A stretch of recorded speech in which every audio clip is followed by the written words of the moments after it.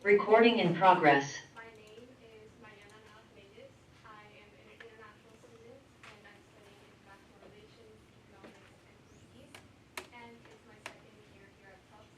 I'm also part of the HRI student organizing committee. I'm honored to be moderating this discussion on one of the most pressing issues of our time, the fragility of democracy in the face of modern challenges. Democracy, as we know it, is often seen as a system built on strong foundations, constitutions, elections, and independent institutions. But in today's world, these foundations are being tested in ways that are unimaginable just a few decades ago. From the weaponization of social media to the destabilizing effects of climate change, democracy is being shaped and sometimes shaped by forces beyond just traditional politics. This panel, Federal Foundation's Modern Threats to Democracy, seeks to explore how nationalism, technology, social media, and AI are reshaping the democratic landscape today. In an era where political discourse is increasingly mediated through digital platforms, we must ask ourselves, can democracy survive in an ecosystem where the truth is contested and algorithms amplify division? In this panel, we will explore the evolution of nationalism and its effects on democracy, the role of social media in mobilizing political participation and deepening polarization, the impact of AI-driven misinformation campaigns, and how digital technologies are being weaponized by both state and non-state actors to undermine democratic institutions. As AI advances at an unprecedented pace, what safeguards, if any, can be put in place to protect democratic governance? And how can society balance the benefits of technology and nationalism with the risks it poses to the very own foundations of democracy? These issues don't just affect one country or one region. They are global. And as we face an era of rapid technological advancements, geopolitical uncertainty, and environmental crisis, it is more critical than ever to ask, how resilient is democracy, and how do we ensure that it can survive these challenges? This panel will begin with opening statements from each of our panelists. Before each speaker delivers their remarks, I will introduce them. And after initial insights, we will move into a moderated discussion with panelist-specific questions, followed by an opportunity for audience participation. For the audience Q&A, a microphone will be provided, and when asking a question, please remember to introduce yourself, direct your question to a specific panelist, keep your question under 60 seconds, and ensure it is a question rather than a statement. With that, I would like to begin our discussion with the opening question. In an era of global crises, what do you see as the most immediate threat to democracy? Are there significant challenges that are often overlooked? Can historical precedents, such as the Industrial Revolution, provide insight, or are we navigating completely uncharted territory? Our first panelist is Professor Adam Hurd. Professor Hurd is a Kim-Fu Chair in Korean Studies and Assistant Professor of Political Science at the Fletcher School at Tufts University. Her research focuses on nationalism and democracy, with special attention to issues of identity, integration, and democratic support in East Asia.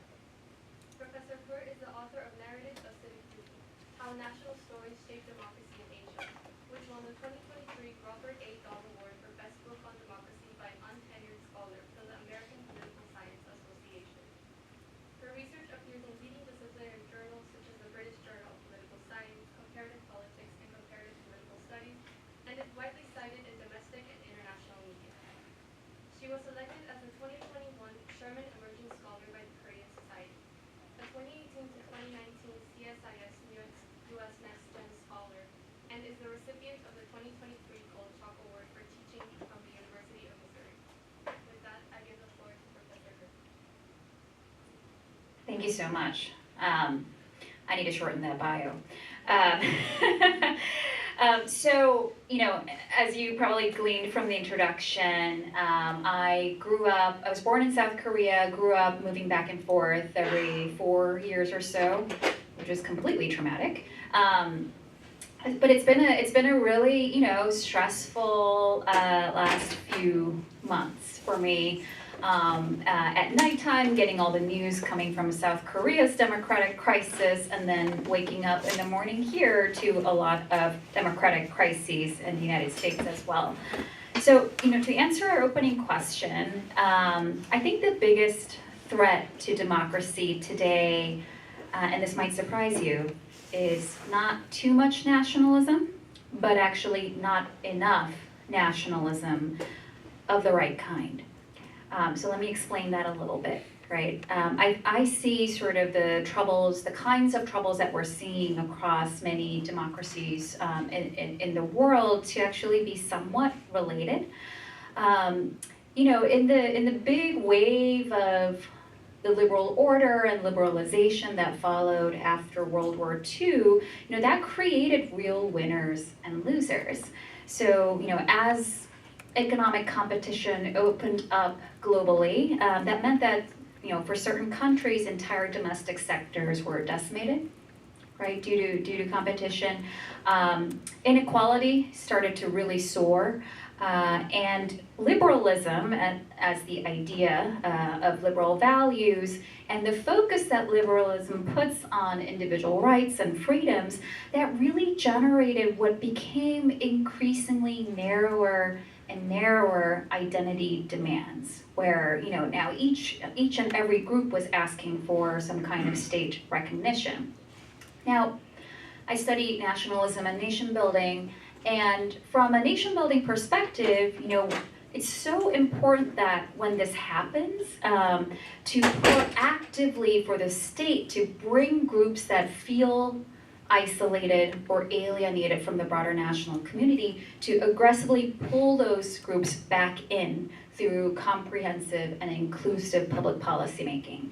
And there's a lot of research from political science that shows that it's when groups feel excluded from power access, or worse, feel degraded in their level of power access in the state, that's actually when they're most likely to rebel against the state or start to display deliberately uncivic, undemocratic behaviors. Now, the problem is that what World War II also did, right, and sort of the mass-scale horrors that we saw during World War II did, was that it put a really bad stain on nationalism as this exclusionary, dangerous, radical, deep, dark force in politics, such that liberal democracies coming out of that shadow really tried to distance themselves from any kind of conscious nation-building policies. What happened was that as these sort of feelings of being left behind and pockets of groups that felt alienated from the national core started growing, and meanwhile democratic states did not aggressively invest in nation-building policies, the room started to grow for the rise of political demagogues, right, who came into power with anti-establishment agendas in the name of what? Of course, in the name of the nation, the true national people. If this story feels familiar to you, this is sort of the playbook of what's been happening in many of the democracies experiencing quality issues today. I say this to emphasize that this is not a unique story to the United States. We see parallels of this in Viktor Orban's Hungary, with Hungarian nationalism, Modi's rise of the BJP, sort of advent of Hindu nationalism in India, as well as my home country of South Korea, which is going through its own democratic crisis, where the president who declared martial law cited pro-North Korea anti-state forces. He was referring to the opposition party, by the way, when he used that language. The specifics of each of these cases are obviously different, but I think it's really important to recognize the systemic, sort of macro-level global connections across these cases of democracies under threat, because the right diagnosis for how to improve democratic quality really depends on having the right prescription depends on having the right diagnosis. And so, looking kind of eyes wide open into these systemic connections in a much more global comparative sense, I think is incredibly important. Thank you for that interesting opening remarks, especially what you were mentioning about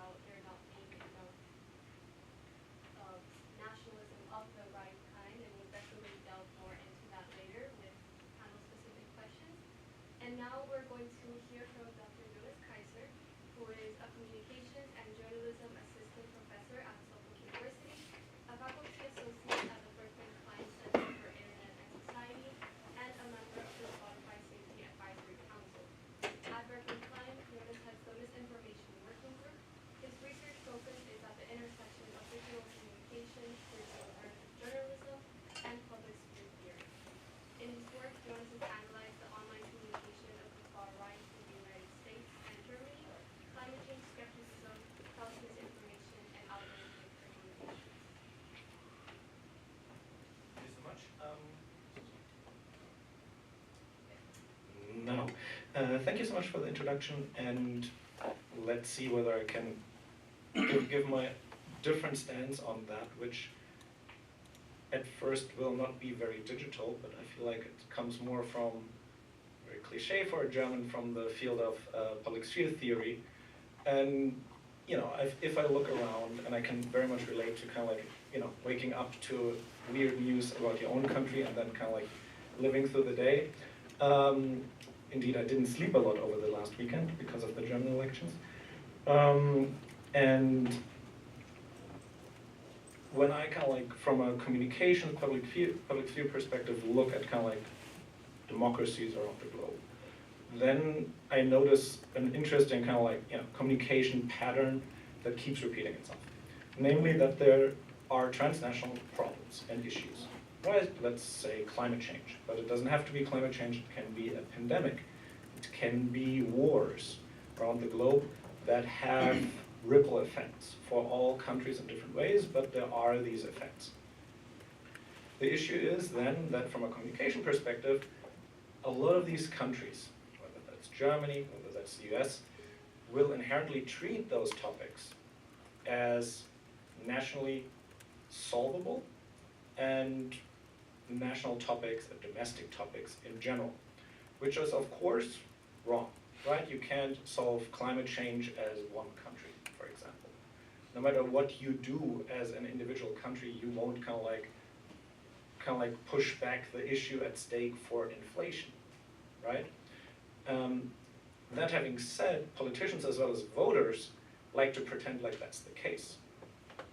Right? There is, of course, an ongoing discussion in Germany about what can we do about climate change, while, of course, Germany won't be able in itself to, you know, defeat climate change, whatever that would mean in practice.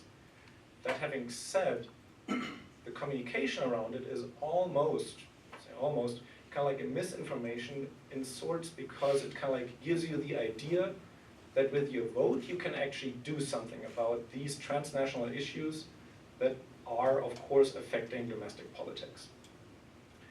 And that's kind of like an issue that I see, because if we look at surveys around the globe, just like looking at kind of like the economic situation, we kind of like see a similar pattern, that people say the economy is bad, right? That then, in turn, if you look at the election results of the last year, also explains a lot of the election votes, right? The so-called economic vote.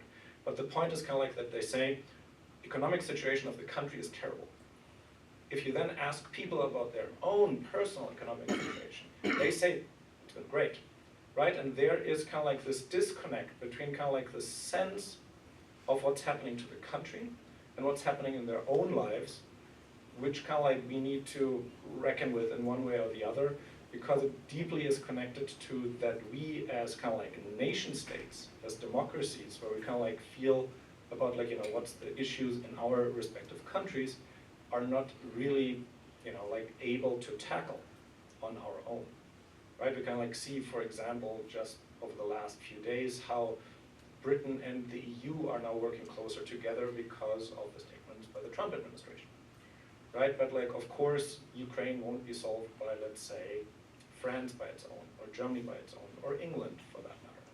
And so that's, I think, like one point where we, you know, like, where I worry about these things, that from a communication perspective, we kind of like try to pretend like we can, on a domestic level, solve these transnational issues, when in reality that's not possible, right? Like, that's not possible. And I worry because this inherently kind of like gives voters an idea that is wrong, and obviously at the same time, politicians an opportunity to kind of like prop themselves up. Because like if you go out there on the stage as a politician and say like, look, it's complicated and no matter what we do, we probably won't be able to really put a dent into, let's say, climate change, then voters too won't reward that, right? So I think that's kind of like one of the real big issues for democracies right now, where kind of like the communication, whether that's offline, whether that's through the media, whether that's online, is in a distinct way disconnected from reality. And you know, like that has to some extent always been the case. It has been radicalized, but that would be my 2 cents for now.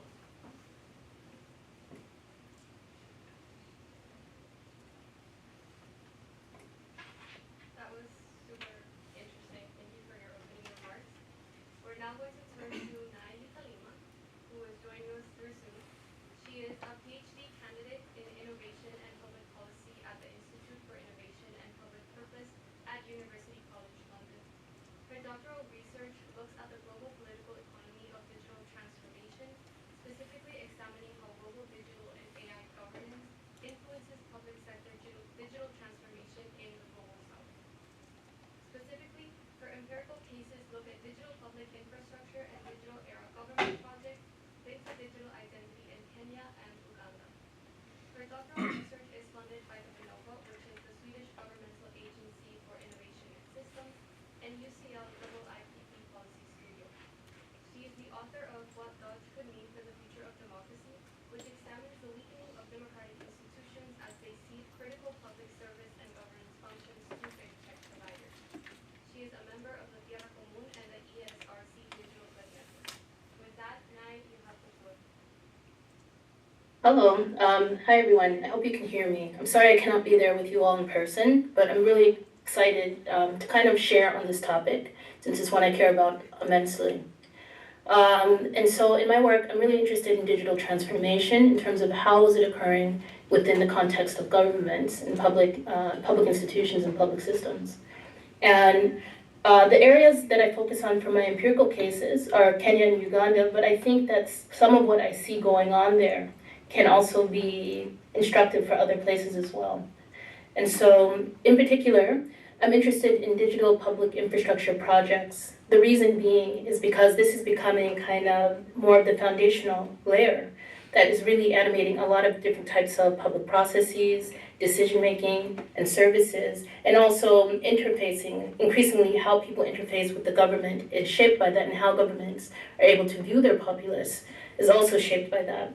And in particular, one of the things that I like to look at is I was really interested in looking at what are the different ways in which these digital public infrastructures are being funded and supported within different countries. Who are the institutions or who are the actors that are engaging with governments around that? And are there anything that we can learn from that? And so in particular, I became really interested in looking at kind of the work around digital identity systems and the funding for those in the areas that I look at, Uganda and Kenya, but also many other countries as well. Looking at the World Bank in terms of their role in funding and supporting these projects, and what are some of the things that might be going on around them. And so in particular, digital identity, I look at this layer because it's the foundational layer for a lot of other different types of digitalization processes that are happening across governments. Two other digital public infrastructures, also called DPIs, that people often talk about, include things like digital payment systems. And so like the really classic example in the context of Kenya would be M-Pesa, which is also became a model that we see in many other places. And then also thinking about data exchanges, and again, digital identity as something that enables a lot of different types of interoperability to occur between these different infrastructures. And not just the infrastructures and the technologies themselves, but how are they changing public services or people's experiences with government, how decisions are made, and then also thinking about what are the different types of policy and governance that's emerging around that as a result. And kind of what I kind of look at in my work is I was really interested in this idea of thinking about, so thinking back to the work of a person, last name Scott, I forgot his first name, sorry. But he has this book called Seeing Like a State, which is really quite influential, which talks about how governments see their populace and the different types of abstraction that occurs. And then also, shifting from that type of approach where there's kind of this abstraction and simplification process, how that is changing through the use of different types of digital technologies and AI to what Fourcade and Gordon talk about as this idea of seeing like a digital state. And so one of the things that they point out in that is that it's not just this kind of flattening or abstraction process that may have occurred in the past, but there's something uniquely different that's happening in terms of how these machines algorithmically enable different types of seeing to occur with governments and different types of categorizations and compartmentalization and some of the effects of that, and so really distinguishing that out. And I thought that was really useful in terms of understanding what do these infrastructures, in terms of the capabilities that it affords governments and public systems and public institutions, how can we look at that in relationship to how does it afford different types of capabilities for the public? And where we see asymmetries or imbalances of power increasing or inequalities increasing, what might that reveal around not just whether digital transformation is occurring or not, but the manner in which it's occurring and how it's occurring and who gets to say in that process.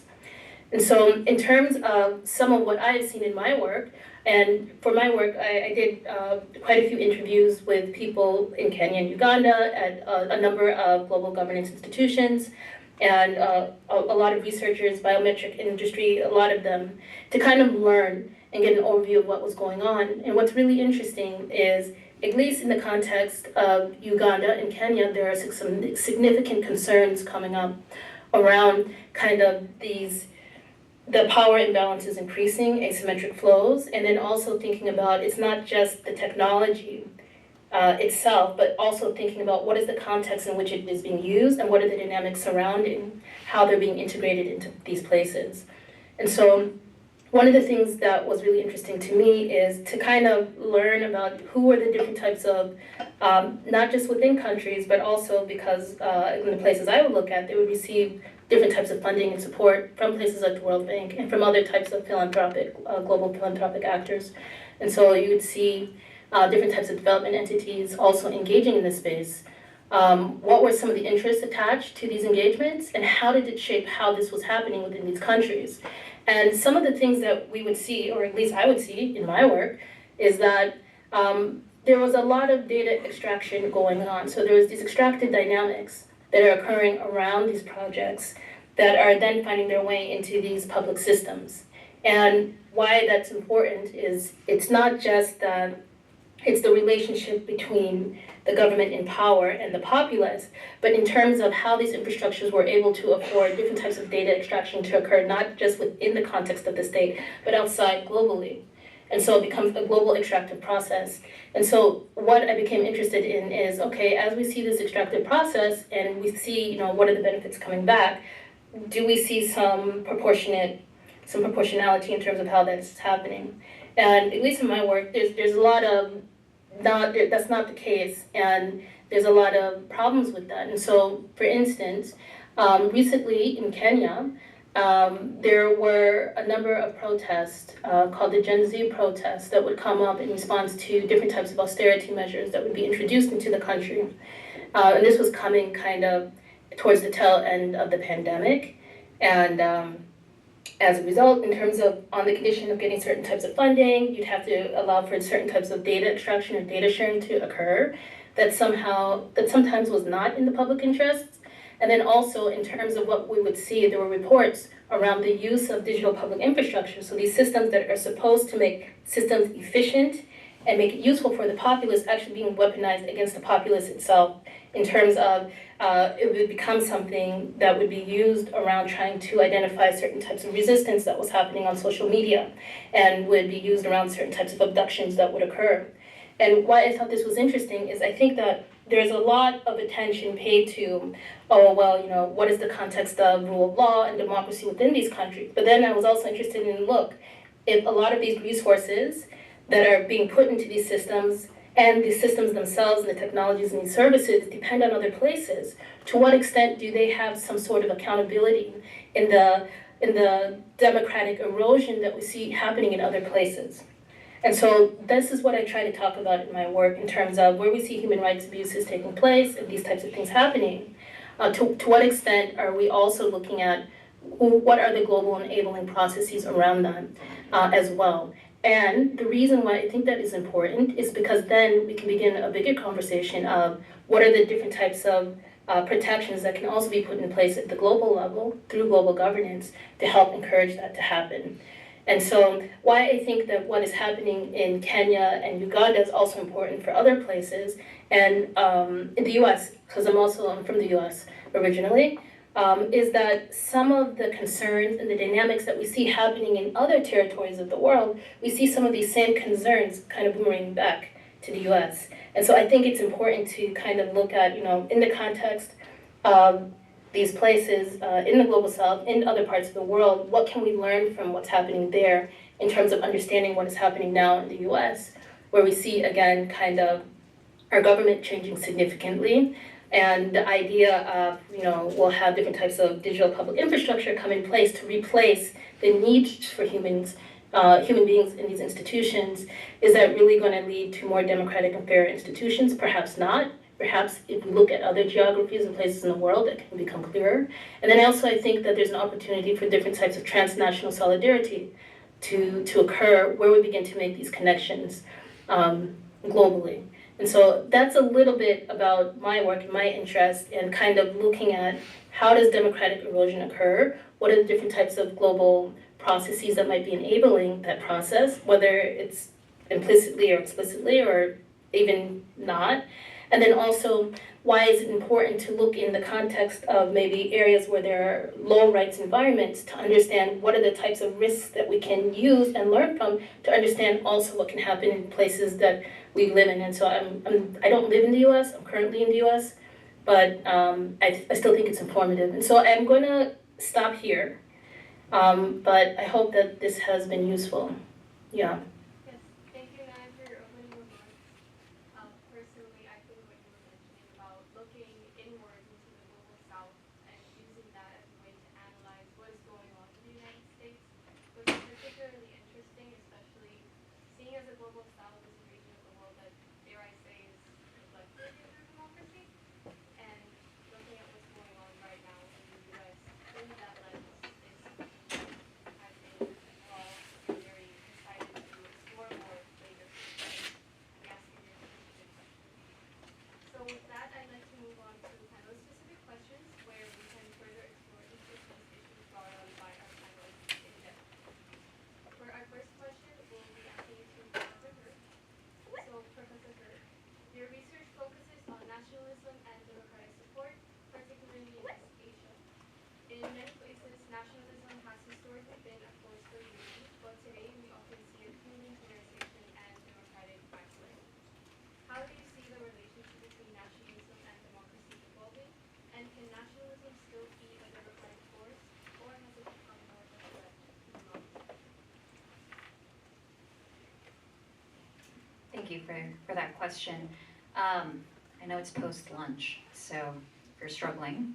I want to start with actually more of a personal story before I jump into the answer. So when I was growing up, this was 97, it was the Asian financial crisis, and I was, I think, like a very, very young teenager.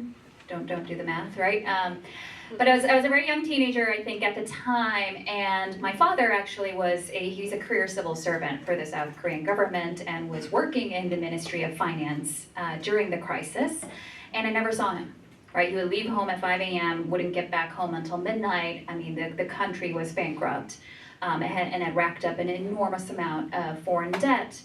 And he was working so hard, and me being a young teenager was like, why aren't you spending time with me? And he said, and I never forget what he actually said, because it was sort of an eye-opening moment for me. He said, look, my country needs me right now. South Korea has endured far greater challenges. We are gonna work through this, and it's my duty as a Korean to do whatever I can and not waste a single minute, right? And one of the more sort of popular stories to come out from South Korea's role with the Asian financial crisis is the National Gold Drive, where the government asked South Korean citizens to essentially donate personal gold, like gold jewelry that you might be wearing, gold bars that you got for your wedding gift, and to essentially sell that for dirt cheap to the state so that the government could take that gold, sell it on the international market, and with that profit margin, make a dent in the international debt. 1 in 4 households, that is the estimate, participated in this gold drive in the dead early January, where it's almost, it's actually colder than what it is in Boston. People holding bags of gold to donate this to the government. I mean, it's unimaginable, I think, in many places today. So I grew up with a very formative experience of seeing nationalism as this powerful, unifying, pushing people to sacrifice for the sake of their country, even when the incentives were not always there. I mean, that to me was, at that age was so formative. And then I went to graduate school, where I read works in political theory and ethnic conflict, and it just sounded like nationalism was just this really negative, dangerous, violent force.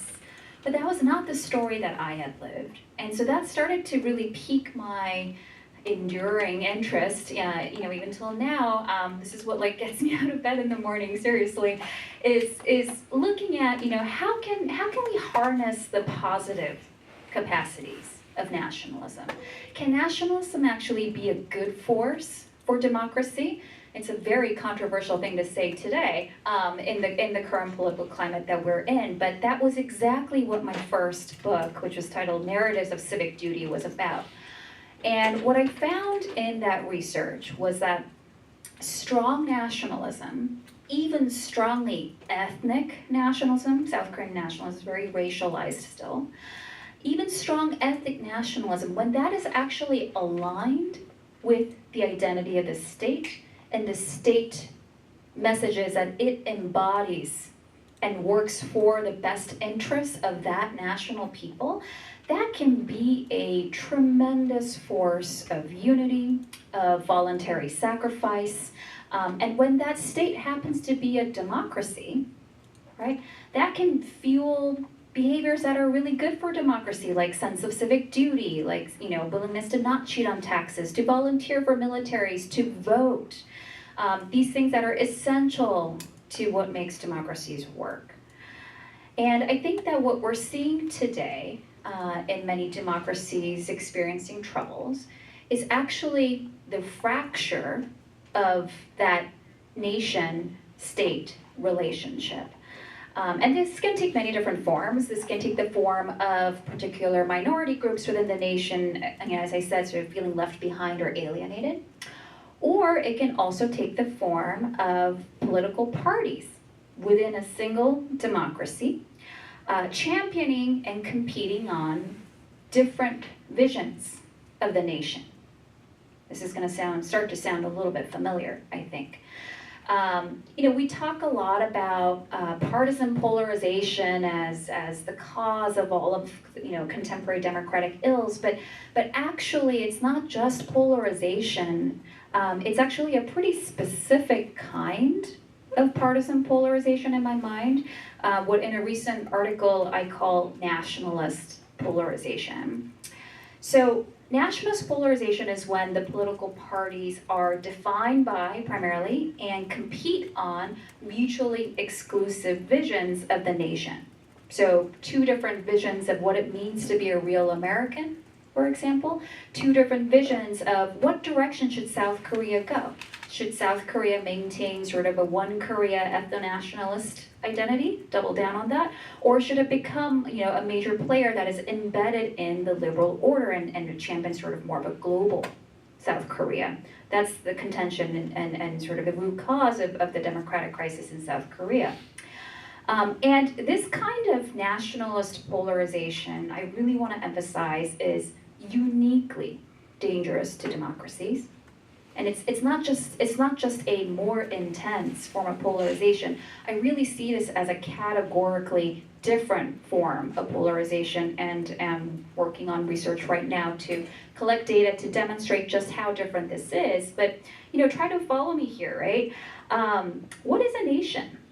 I teach a course right now on the title Nationalism at Fletcher. What is a nation? How many of you can answer that question in this room? We talk so much about nationalism. It's a rhetorical question. I'm going to give you I'm not going to put anyone on the spot, but you should be awake now, right? A nation fundamentally is a political community that sees itself as deserving of self-rule and sees itself ultimately, hopefully, of deserving of its own state. So in that sense, nationalisms and any kind of nationalist movement is ultimately kind of state-seeking. It wants exclusive power and ownership over a state, or if not at the state level, provincial government structure or something like that. You would think about Quebec, for instance. So that's what a nation is. So what happens when political parties in a democracy become nationalists? What happens then? Well, it fundamentally subverts the rules of the democratic game. So, now the end goal of democratic competition is no longer representation or better policy. It's actually to capture the state. And once you get into power, do what? Reform the state in the image of your nationalist vision. What does it do to the other opposition party? That party is no longer a valid competitor that you might not like all the time, but that you respect as a valid competitor in a democracy.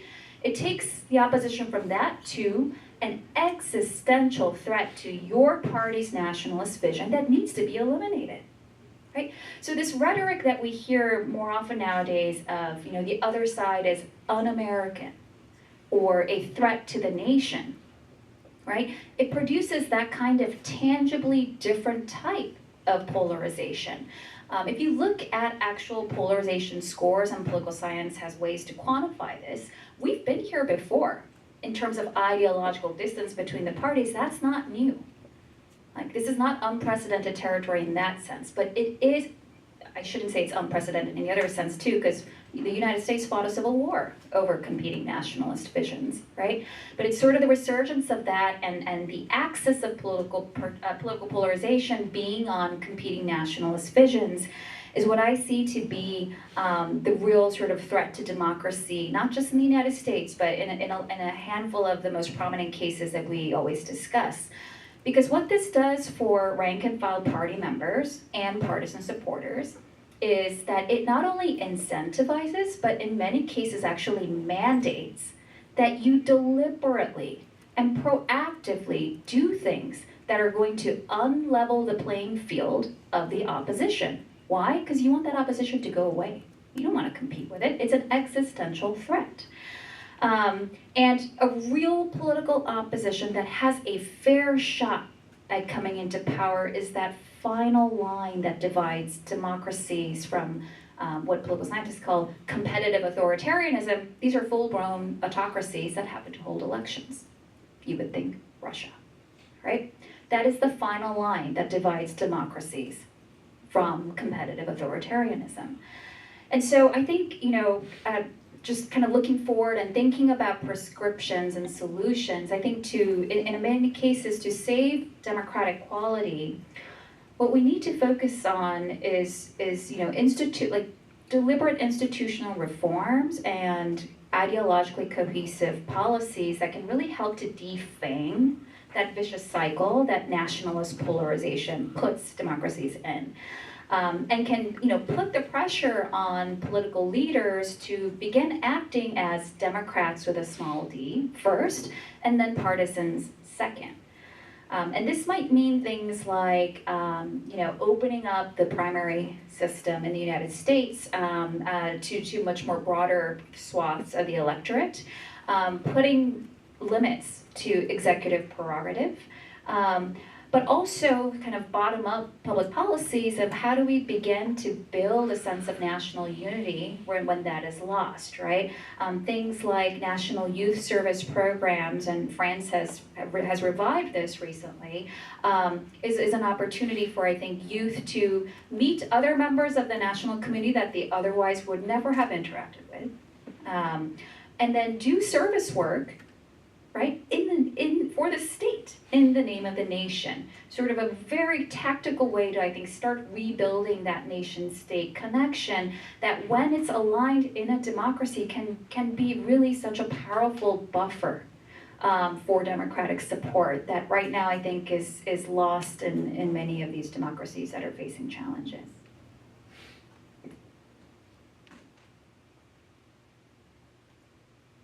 Yeah, thank you so much for that really interesting perspective. It made me think a lot of a quote that I read a lot as a child that in Spanish directly translates to si la patria es pequeña, uno grande la sueña, which means if your country is small, your pride in it becomes bigger.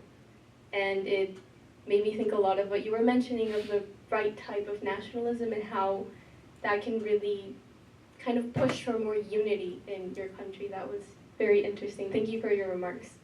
That also brings us to another pressing challenge, which is how technology, especially social media and AI, are reshaping political discourse today.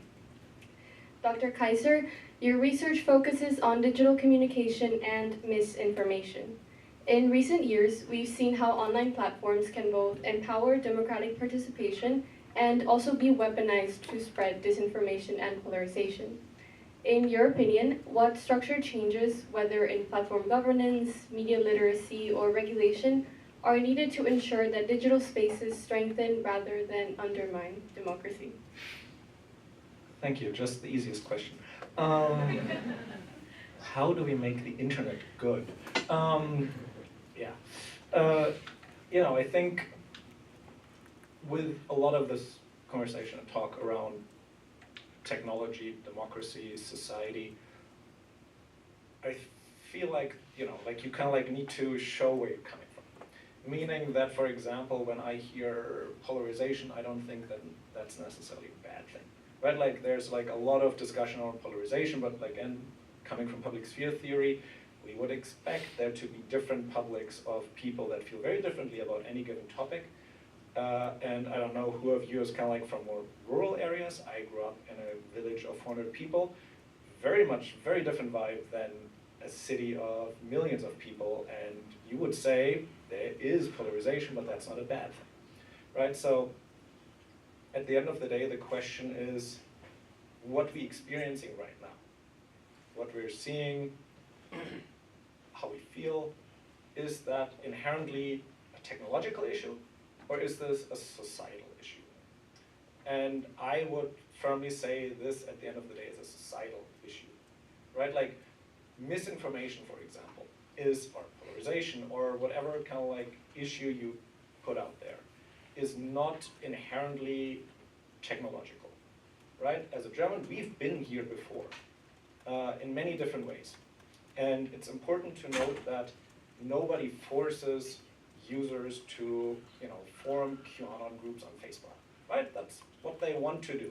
And Facebook is not like, here, you have to join this group right now. And so that's just like one example that I want to just like throw out there to kind of like highlight that I think technology often is a very easy culprit for the issues that we face, which is not to say that technology is not problematic in many different ways, right? Like, I'll get to that.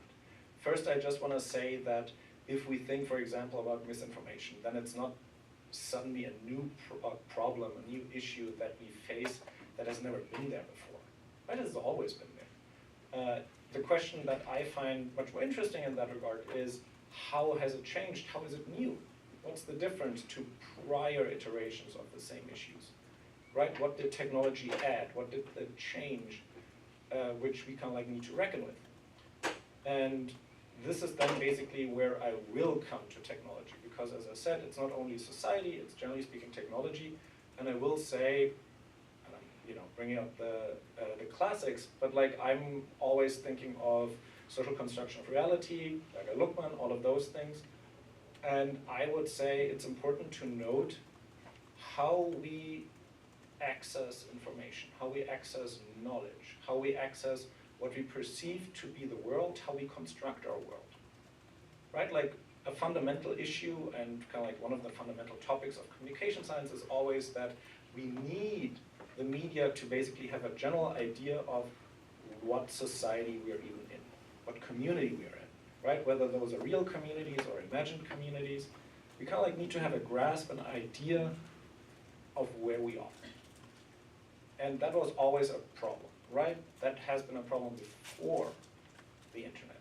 Where like, for example, a lot of criticism has been voiced in the context of the mass media, where it's like, is it the best for society and indeed democracy if newspapers, if TV channels are being owned by inherently capitalist organizations whose interests are at odds with democracies, right? This, of course, has been supercharged online. We see this every day. We don't even have to look to Jeff Bezos' newest kind of like idea for the op-ed section of the Washington Post. We can look at TikTok, we can look at YouTube, we can look at any given platform and ask the honest question, do they actually have our best interests in mind? Or let me ask you this, who of you on a daily basis is having a good time online? Just raise your hand if you have a good time online. Okay, so at least I would say 30%. Okay, who of you is having a bad time online? Okay, so that's 2 people. That's better than expected, and I'm glad for you. But what I'm getting at here is now whether that's social media platforms, or whether that's kind of like, so-called AI. Let's call it AI systems because it's not AI, and that's just like all a marketing plot, and I'm not going to rant about that, but it's basically misinformation to talk about it as an AI. But we have to think of those platforms, of algorithms, of AI systems like large language models, as influencers for how we perceive the world, right? Like they affect how we construct our reality. And this has always been a problem, right? It has always been true that if you go to Google and ask the right question, it will give you your answer that you want. The problem is now that with large language models, and more people go to large language models to do their homework, or to just like end a fight and discussion, that the problem is that they are inherently sycophants, right? They want to please you, and they want to tell you whatever you want to hear. That's a big problem that they're trying to solve, and there's an open-ended question whether that ever kind of will work, but like if we add another level of a large language model, I'm sure we will. The issue is that we have to think about and reckon with the question of like, what does this do if we have all these technological systems that influence how we perceive the world, indeed give us all the capabilities of making us the world how we want to have it, right? Because I'm coming from a public sphere perspective where inherently the idea is people will disagree about things. People will form their own communities about things and will lobby for their interests. And at the end of the day, nobody is happy because we are ending with like a lukewarm compromise, right? But that's kind of like public sphere. The issue is, of course, then, will we be able to even get there?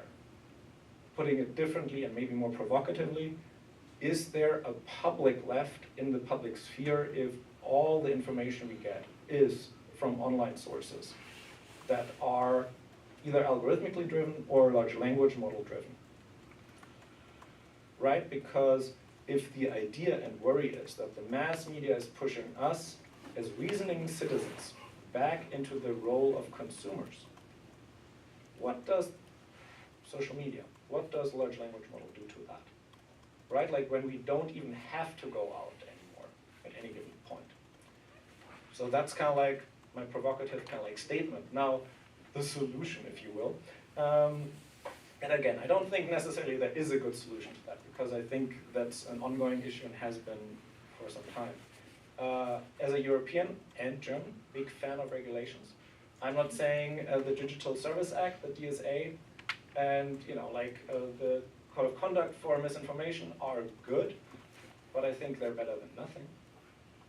I also think that the AI Act by the EU is not good, but they're better than being like throwing your heads in the air and being like, I guess they can do whatever they want. And of course, there's a lot to be said about regulations and how they need to be done and how they're being done is a good thing, right? Like, of course, in the US, then you have kind of like all sorts of questions around Section 230, and you have sections around freedom of speech. We all know kind of like the drill there. And that's what brings me to the second part, which is an inherent strengthening of civil society.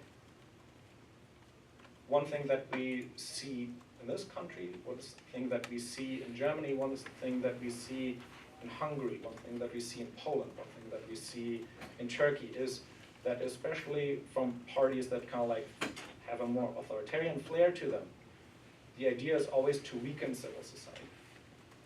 That too aligns to some extent with social media, right? And so my sense is that we need to strengthen it, both regulatorily through subsidization by the state, for example, through third-party funders, but also online, right? That means that we should be able to influence content moderation decisions. We should be able to take influence about what our algorithmic feeds look like.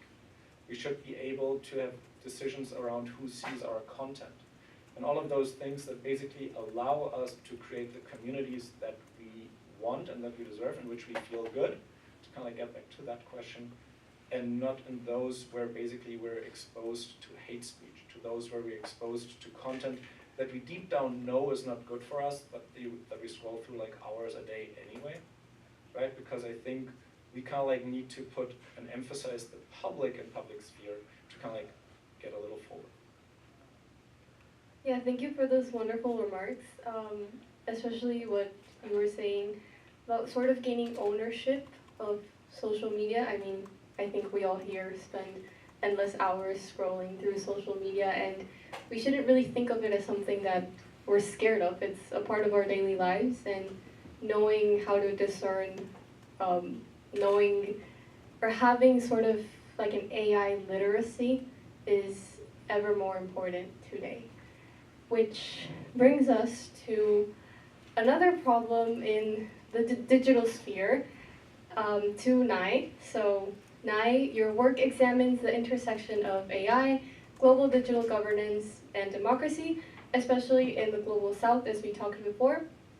We often hear about the role of big tech in shaping public life, but less attention is given to how governments themselves are becoming increasingly reliant on these private digital infrastructures. So as democratic institutions cede critical functions such as digital identity and public services to tech companies, are we witnessing a fundamental shift in governance from governments to big tech? And how do you see this evolving, and what does it mean for the future of democracy? Thank you for your question. A few things. One, in terms of like thinking about the different types of dependency which is happening between different types of private actors and in the public sector, I think that there is a lot of cause for concern, and I think that what is happening in the global south is actually really relevant to maybe what we see happening in other places, particularly the US, and also even more broadly than that.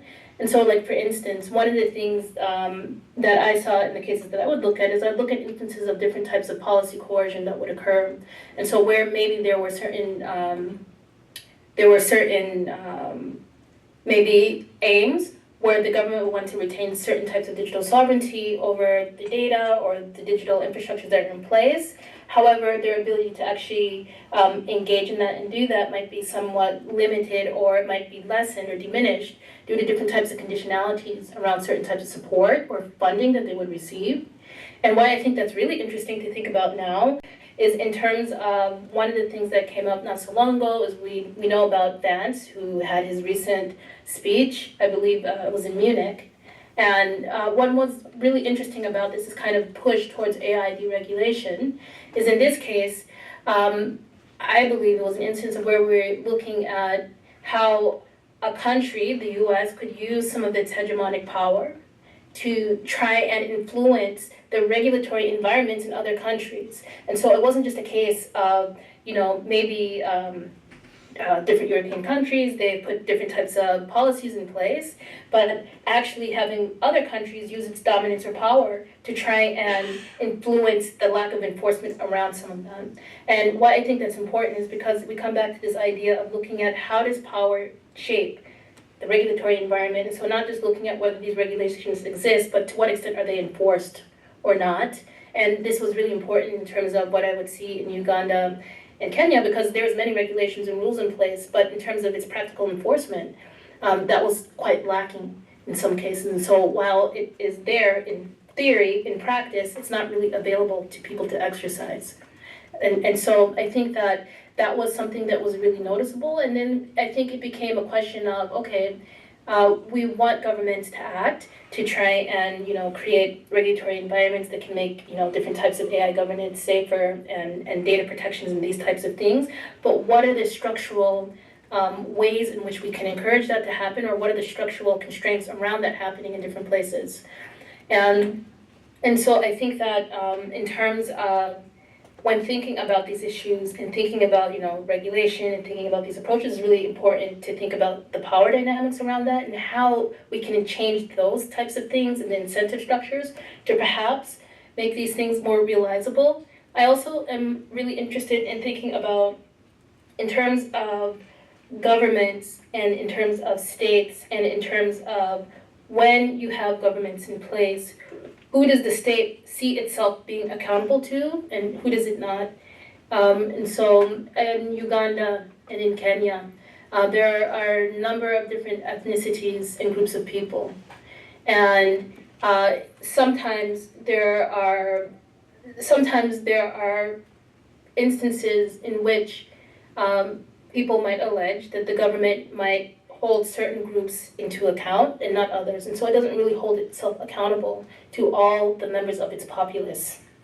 Why I think that's important to think about is, as a person who, I'm from the United States, I'm American.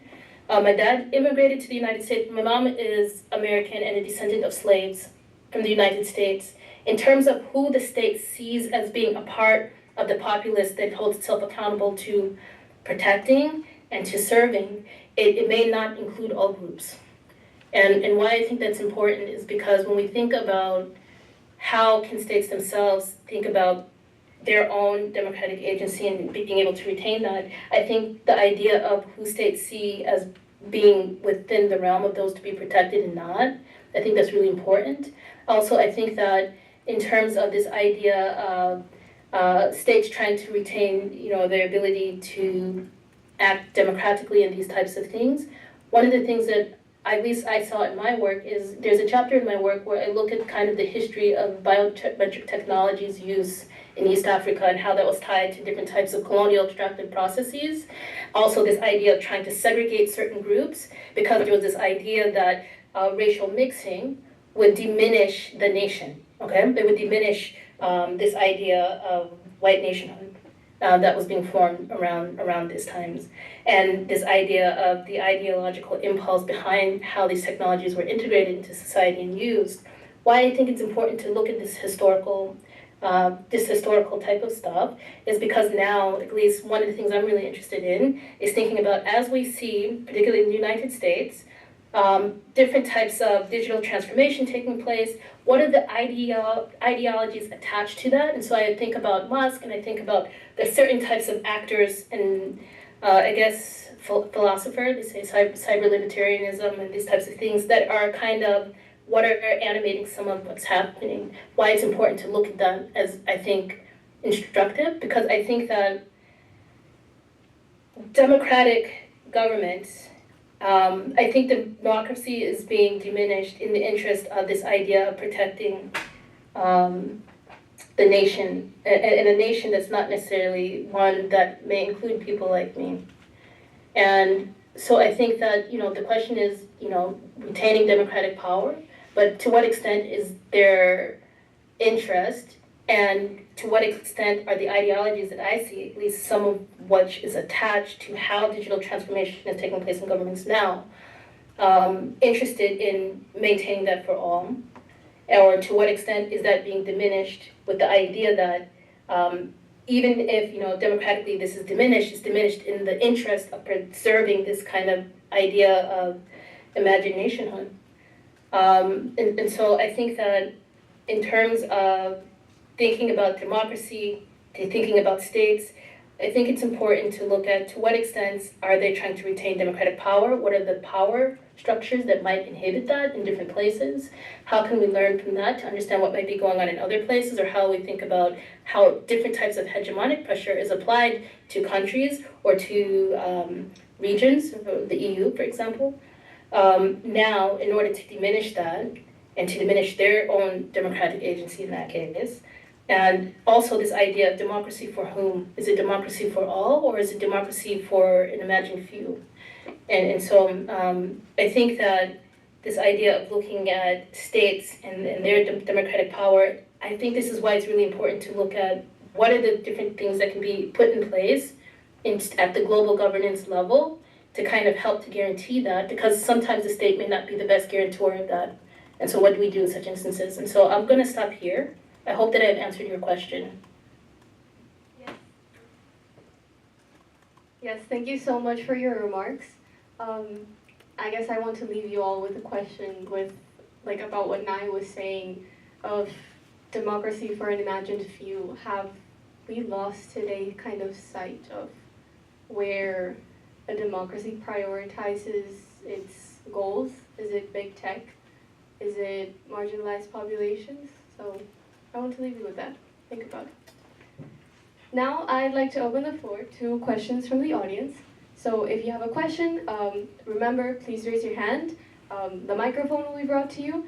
And as a reminder, just keep your question under 60 seconds. Make it a question rather than a statement. And remember to address a specific panelist and to introduce yourself. So if you have a question, just raise your hand.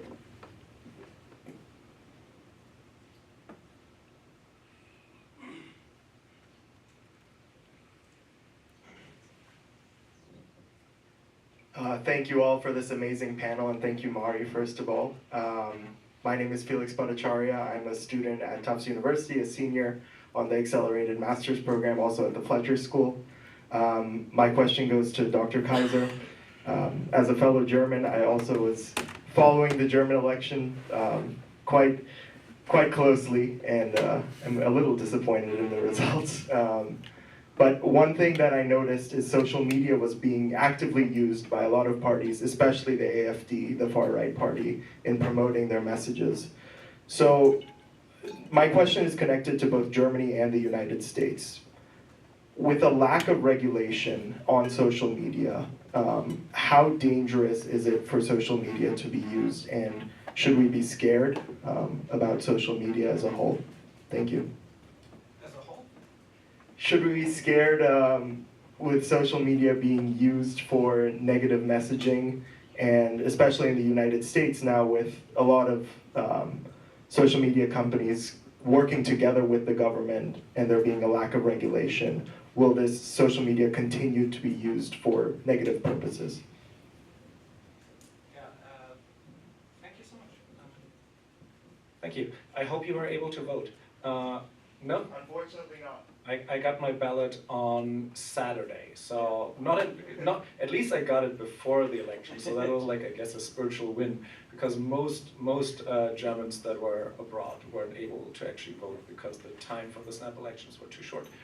Now, that having said, I think there's a general issue with social media. And the question is whether that's actually with social media or with us. And this is twofold. First, with us. We are absolutely, and there's study over and over again, terrible at understanding what's good for us.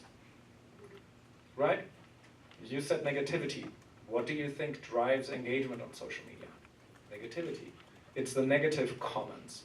It's the scandalized comments. It's the scandalized content that drives engagement, that goes viral.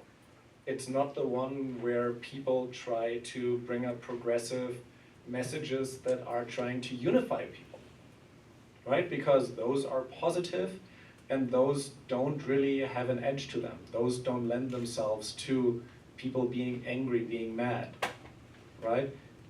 The inherent scandalization, especially of the far-right politics, is, accidental or not, very much goes hand in hand with social media and how we are wired, that we can't stand if someone's wrong on the internet, that we want to see when a lib is owned by some debater, right? Like, that is an inherent problem of social media, and that's kind of like also why I said earlier that there is obviously an issue if we are dependent on any given platform's recommendations for what we see, what kind of like makes our mind and our world, right? Because why we kind of like need agency over our feeds, why we kind of like need to understand why we see certain things and we don't see others, right? Like, that is, I think, an inherent issue, not necessarily that there are parties that kind of like do negative campaigning, right? Like, I don't think that's the issue.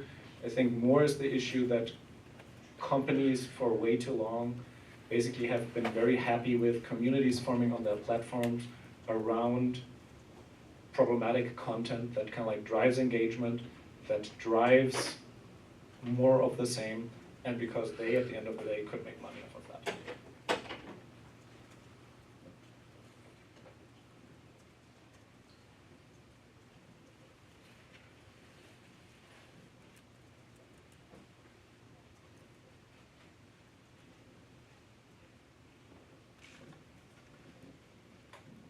Thank you.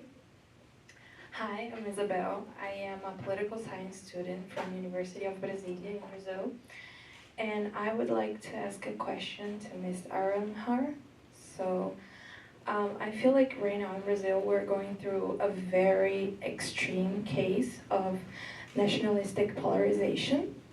And I would like to ask, based on other countries' cases of nationalist polarization, what are the possible outcomes of such situation? Because we're getting closer to our next elections. So I would like to get some perspective on what can we expect from these next years. And usually, well, aside from obviously a military dictatorship, which was the case on our last nationalistic polarization case, what are some other exits we can think of? Thank you. I can start talking. So,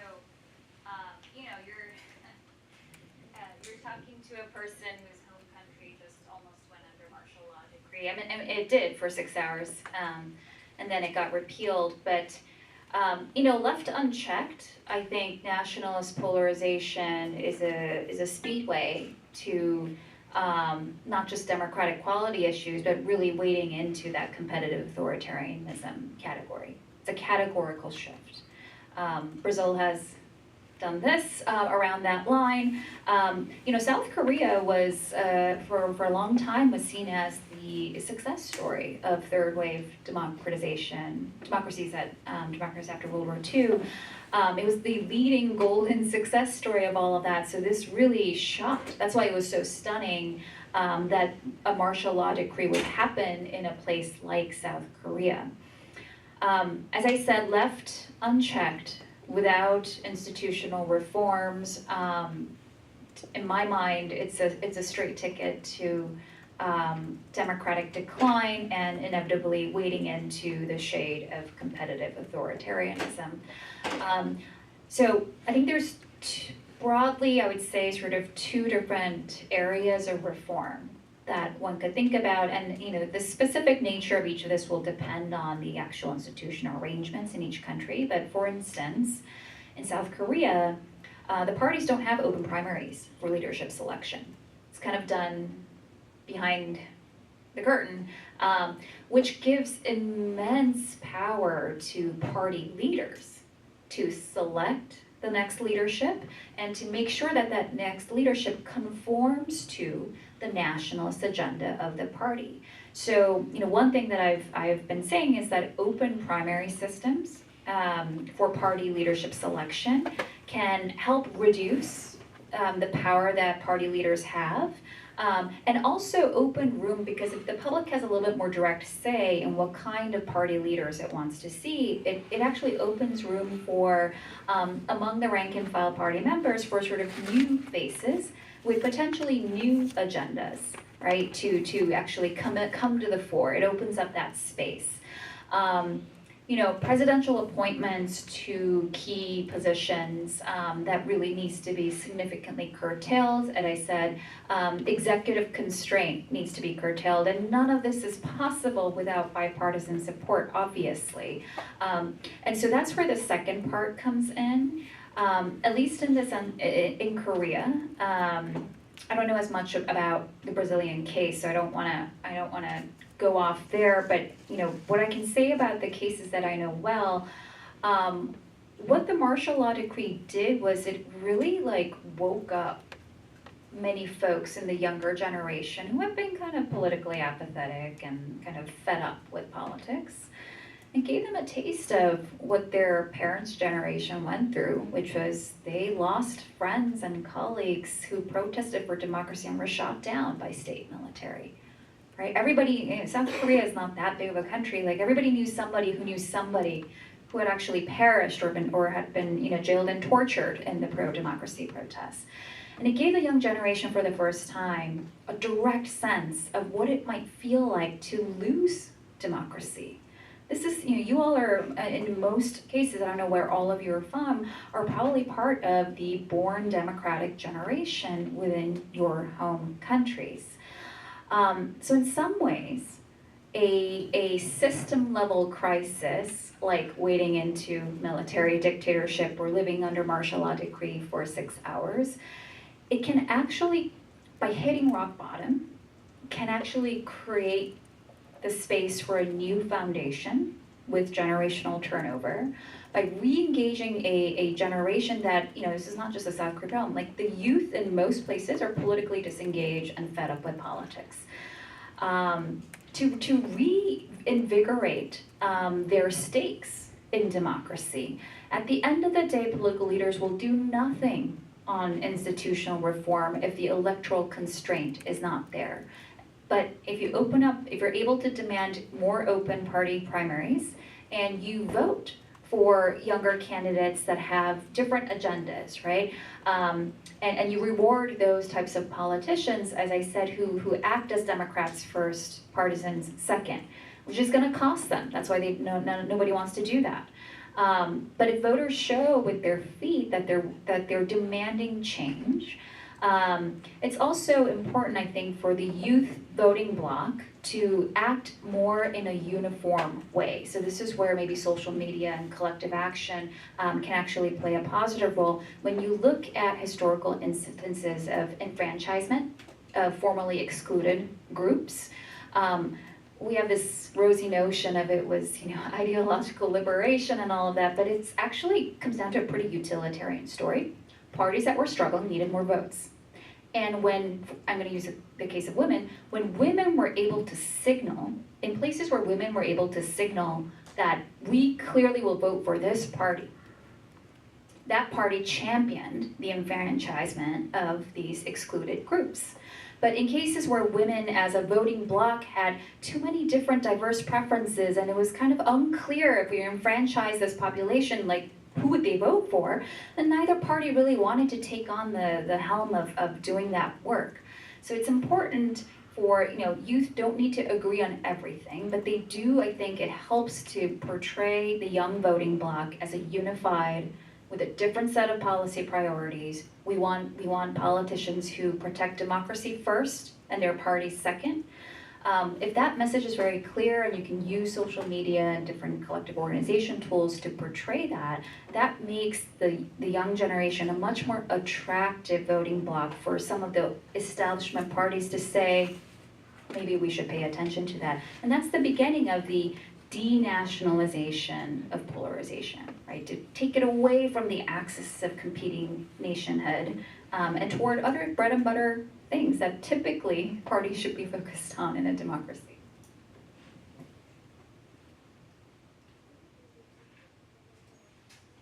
We have time for one last question.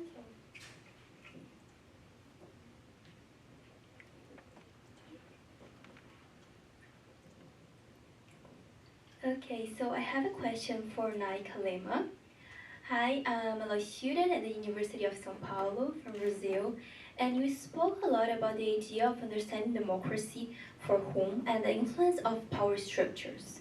In a sense, within the scope of Brazilian democracy, we see a significant influence of big tech companies exacerbating the risks and human rights violations in the country by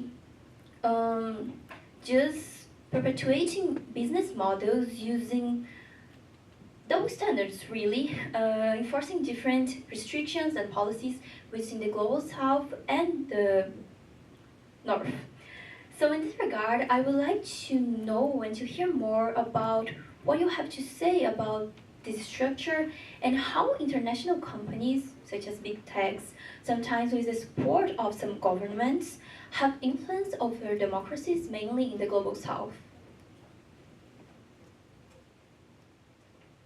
Thank you for your really thoughtful question. I appreciate it.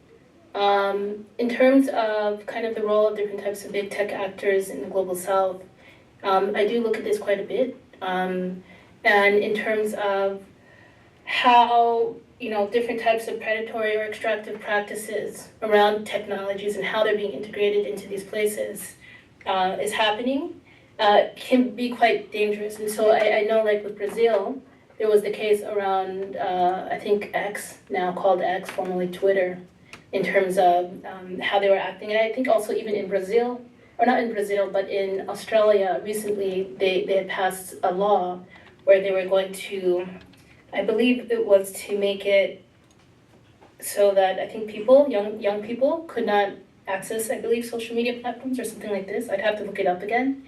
But either way, I think that in terms of looking at these types of actions of corporations, I think that there's a lot of harmful practices going on. And sometimes in terms of what's happening is I think that creating different types of liability and accountability for some of the human rights or democratic abuses going on in these places could help to maybe change that, so that it's not a case of where big tech companies will go to other places to engage their services in countries in ways that are actually quite harmful to the people in these places. I think that in terms of trying to change power structures and some of the incentive structures around that, what has been really interesting to me is, like in the case of Kenya, which is where I primarily look at, one of the biggest biometric technology companies, IDEMIA, which is one of the biggest in the world, it's a French company. They were engaging in this country, and there were some improprieties that came up around the election.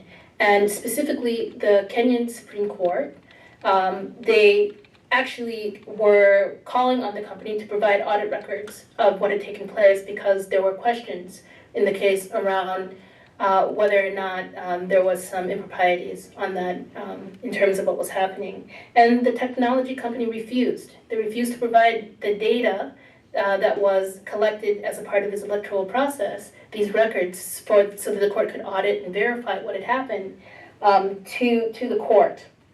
And the reason why the company refused to do that is they said that they had concerns about whether the country would continue to pay out the remainder of the procurement contract.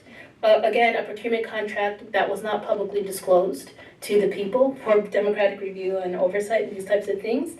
And so they said that they refused to give it to the court, and eventually the court had to submit a ruling without that information. And so this was a case of where a country did not have access to its own data from its own election process because a French company refused to provide it to them, even though it was their data and information. Why I think this is an interesting case to look at and to reflect on, perhaps in the context of what we see in Brazil and in other places in the world, is because we can see how really the actions of these corporations are quite powerful, and they can be profoundly shape democratic processes in other parts of the world. And I think that what happens is, in terms of, one, a lot of need for different types of disclosure around the procurement of these technologies could be really useful. Different types of audits, So not audits that just take place within countries, but what types of audits could take place maybe at the global level to kind of monitor how these corporations or how this industry is engaging with other countries, I think could be really helpful. And then also, I think that for me, I was really quite interested in looking at what are the different types of litigation or strategic litigation that is taking place. So different types of court cases taking place in different parts of the world, where some of these court cases are actually remarking on other court findings in other countries. But this being a way to maybe try to rebalance some of the extreme power issues that are occurring. And in terms of just the corporations and the countries that they come from as well, that's a whole nother layer. But I think at least within the realm of global governance, these are some specific mechanisms that could be put in place to try and rebalance the power. Also, I think it was really interesting in the case of Brazil, the different types of movement action that was going on within the country to try and change. So at least from friends, I know that a lot of people left the X platform after what was happening there to find something else. Why I think this is helpful, I think that the idea of us running from platform to platform to try and bring about some change in terms of some of the exploitative and predatory dynamics on digital platforms and these systems, I think that it's helpful, but I think that there needs to be something more so that it's not just moving from one place to the other and these problems perhaps migrating along the way. But I really appreciate your question a lot. I think there's a really great paper you might check out called Reclaiming Digital Sovereignty that was put out by a group that's focused on thinking about a roadmap to build a digital stack for people that's more democratically accountable. And the lead author on that was Cecilia Recap and Cedric Durand. And that might be a really great thing to check out because they talk more about the Brazil case more thoroughly. So thank you.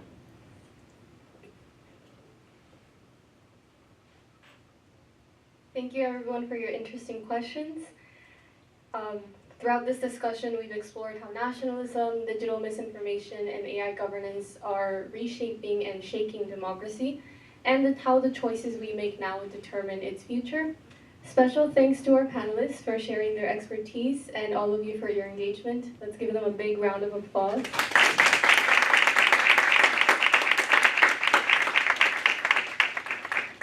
And I encourage you to continue these discussions throughout the conference and outside of the conference. I invite you to attend our upcoming panels until Saturday. And with that, I will conclude the first panel of Democracy of the Brink, and I hope you enjoy the rest of the conference. Thank you for being here.